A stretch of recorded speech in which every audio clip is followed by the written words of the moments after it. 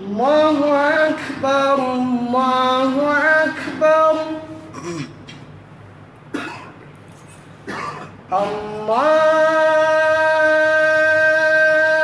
الله أكبر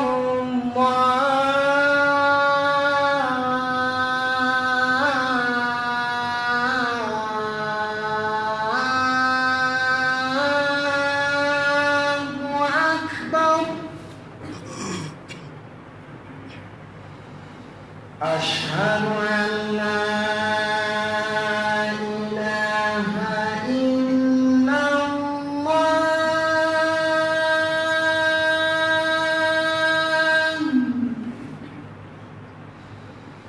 أشهد أن لا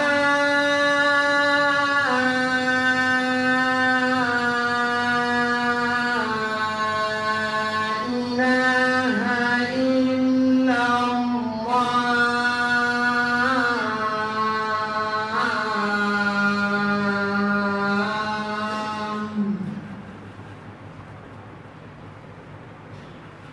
أشهد أن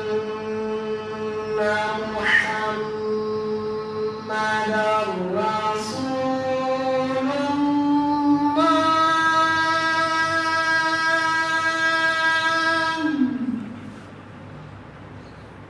أشهد أن محمدًا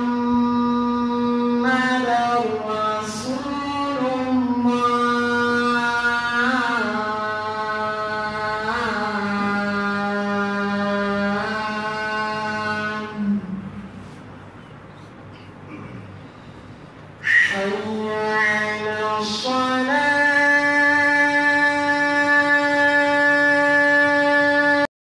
حي على الصلاة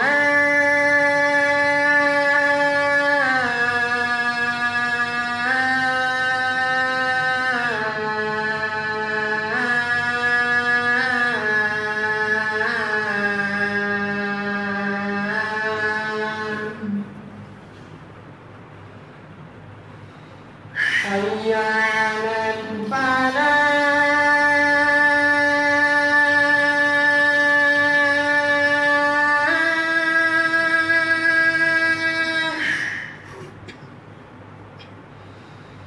حي على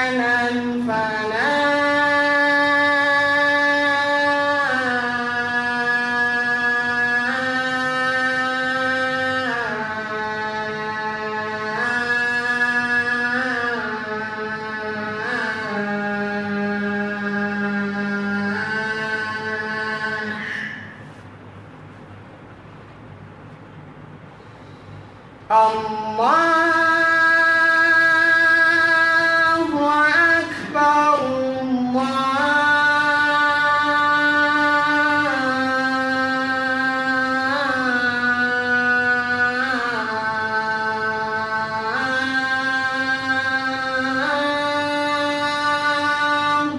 أكبر لا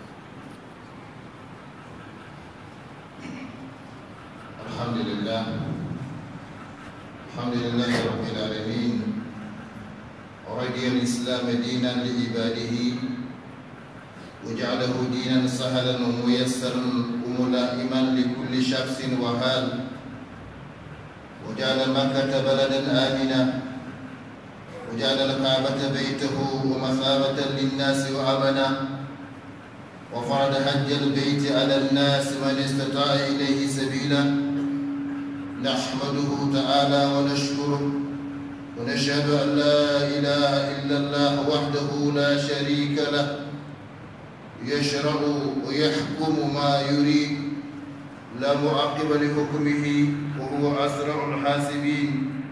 ونشهد أن محمدا عبده ورسوله أفضل من صلى وصام واعتمر وحج صلى الله عليه وعلى آله وأصحابه وسلم تسليما كثيرا إلى يوم الدين. أما بعد، أيها الناس، اتقوا الله تعالى وسعوا إلى تحقيق إيمانكم به بامتثال أوامره واجتناب نواهيه.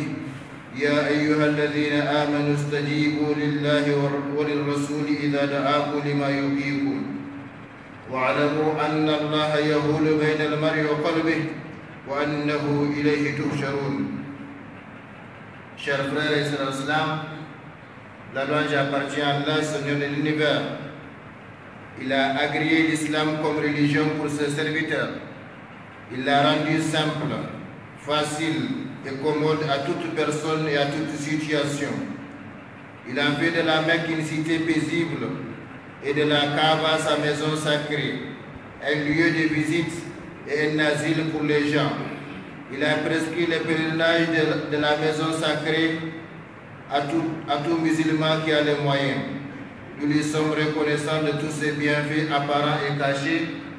Nous témoignons, et Allah suffit pour témoin, qu'il n'y a pas de divinité digne d'adoration hormis Allah l'unique sans associé. Il légifère ce qu'il veut et décide de ce qu'il veut.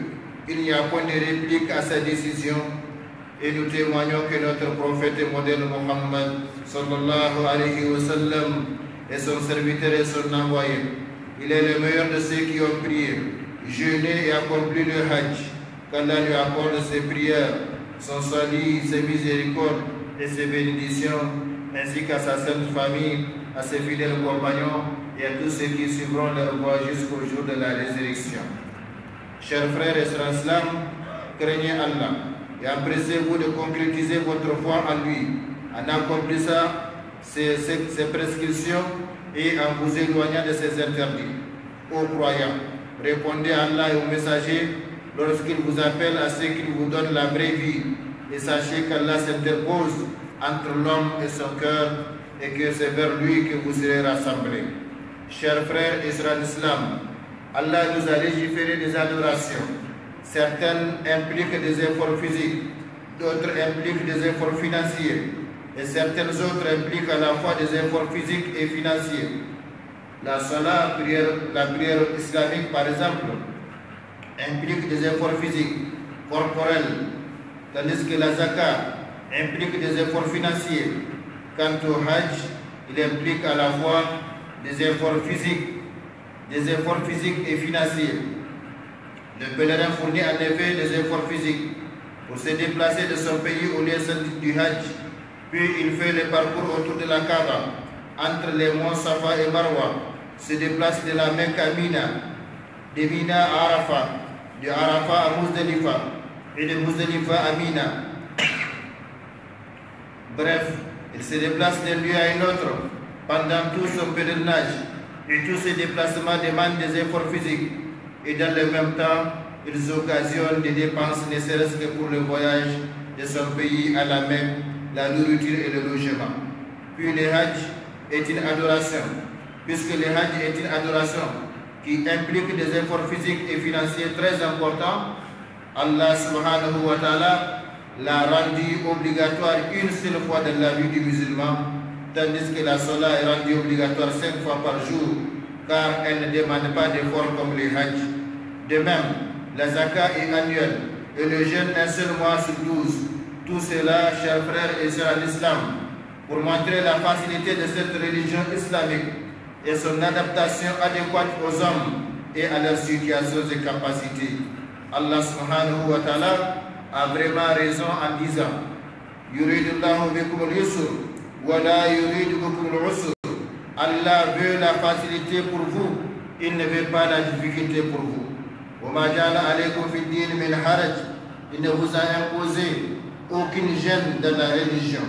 Chers frères et sœurs en islam, nous prions Allah le Tout-Puissant, le Tout-Miséricordieux, de nous conformer tous davantage à sa sainte volonté d'accepter nos bonnes œuvres et d'outrepasser les mauvaises, qu'il facilite le voyage, la Umrah et le Hajj de ceux et celles qui ont pris la décision de laisser leur pays, de laisser leur famille, de laisser leurs travaux pour entreprendre le voyage combien pénible de la Umrah ou du Hajj.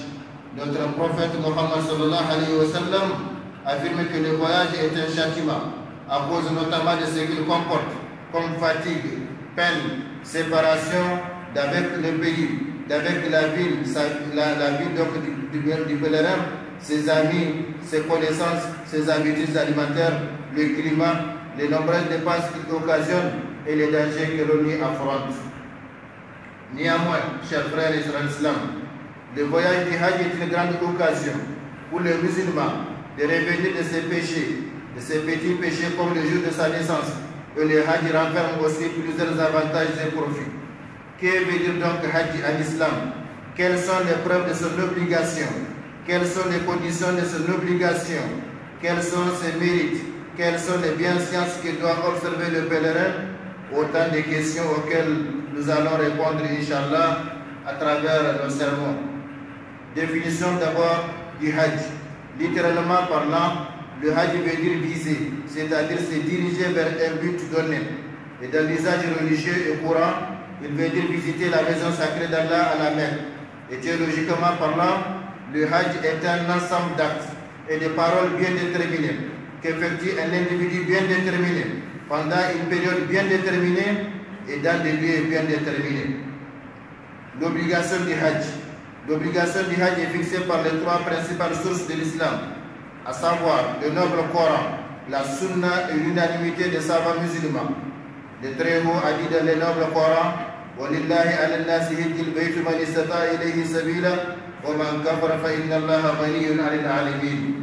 Et c'est un devoir envers Allah pour les gens qui ont les moyens d'aller faire le pèlerinage de la maison. Et quiconque ne croit pas, Allah se passe largement des mondes, c'est-à-dire de l'univers tout entier. Le prophète sallallahu alayhi wa sallam a dit de son côté: Buni al-Islam ala khamsin, wa dhakara minha hijjul bayt liman istata ilayhi sabila. Al-hadith muttafaqun alayh. L'islam est fondé sur 5 piliers. Témoigner qu'il n'y a point de divinité digne d'adoration hormis Allah, l'unique sans associé, et que Mohammed est envoyé d'Allah. Observer la salat, donner la zakat, accomplir le pèlerinage à la maison sacrée et jeûner le mois du Ramadan, hadith authentique rapporté par Al-Bukhari et Muslim. Et dans la version de ce dernier, on lit jeûner le mois du Ramadan et faire le pèlerinage de la maison sacrée.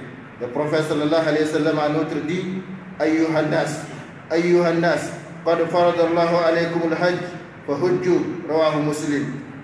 Lui-même, Allah vous a prescrit le jeûne, le hajj plutôt, accomplissez les dons. Rapporté par Muslim. Et si vous remarquez bien les termes utilisés par le noble Coran et le prophète sallallahu alayhi wa sallam, c'est un appel lancé à l'humanité tout entière. Ya ayyuhan nas, ô hommes, donc de toute catégorie, de tout genre, de toute race, de toute couleur, sans aucune exception. Et la Ummah islamique, la communauté islamique s'accorde unanimement sur l'obligation du Hajj, une unanimité formelle et indispensable à l'intégrité de la religion islamique. Par conséquent, quiconque parmi les musulmans refute l'obligation du Hajj devient mécréant. Allah subhanahu wa ta'ala nous en préserve. Les conditions d'obligation de la Umrah et du Hajj. Le Hajj et la Umrah, bien que prescrits par l'islam, ne deviennent effectivement obligatoires pour un homme que s'il remplit les conditions suivantes. 1. Être musulman. 2. Jouir pleinement de ses facultés mentales. 3. Atteindre la puberté, c'est-à-dire l'âge d'accomplir obligatoirement les prescriptions divines, les prescriptions islamiques. 4. Jouir de sa pleine liberté, c'est-à-dire ne pas être soumis à quelqu'un, tel le cas de l'esclave, au temps où il y en avait, le cas du prisonnier, etc. 5. Avoir la capacité physique et matérielle. Cette capacité sous-entend la santé, les moyens, la sécurité de la route, etc.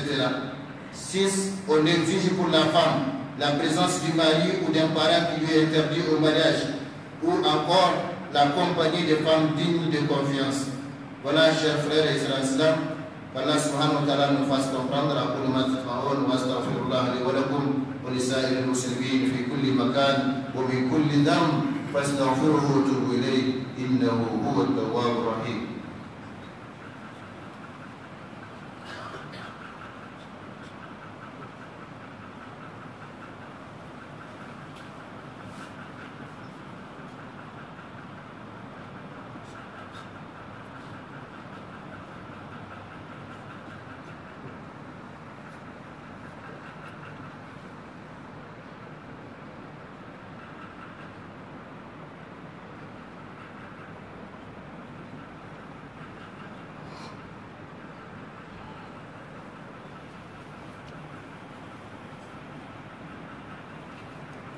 إن الحمد لله نحمده ونستعينه ونستغفره ونتوب إليه ونعوذ بالله من شرور أنفسنا وسيئات أعمالنا من يهده الله فلا مضل له ومن يضلل فلا هادي له ونشهد أن لا إله إلا الله وحده لا شريك له ونشهد أن محمدا عبده ورسوله اللهم صل وسلم وبارك عليه وعلى آله وأصحابه ومن اتبع سنته إلى يوم الدين أما بعد.